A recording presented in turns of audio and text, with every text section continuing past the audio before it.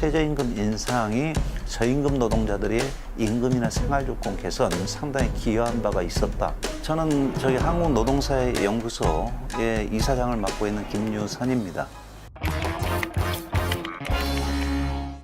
그동안은 사실 보면 최저임금 인상이 고용에 어떤 영향을 미치느냐를 갖고 주로 얘기되어 왔는데, 그런데 최저임금은 분명히 임금 정책이지 고용 정책은 아니거든요.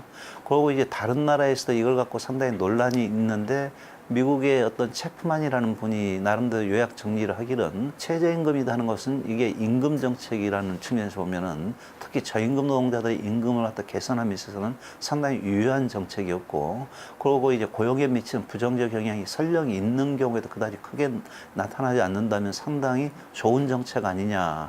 그리고 그 부분은 별도의 다른 정책 수단을 통해서 보완하면 되는 것 아니냐, 그런 얘기를 하는데, 저 역시 그 부분에 대해서 동의를 하고요. 최저임금 오른 것이 보다 좀 직접적인 목표는 저임금 노동자들의 임금이나 생활 조건을 얼마나 개선하느냐, 이게 보다 좀 중요할 수 있다, 이렇게 보이거든요.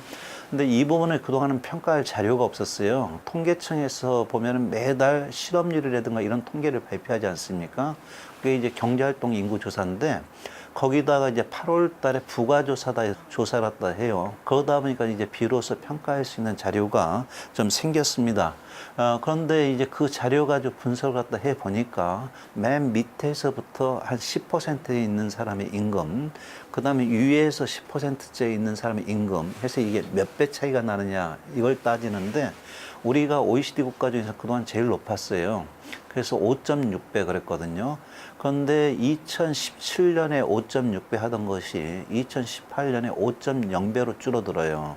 그 다음에 이제 저임금 계층 비중 같은 경우도 상당히 많아가지고 한 20.5% 이랬는데, 그 부분이 17.9%인가 해가지고 한 2.56%포인트 가까이가 줄어들거든요.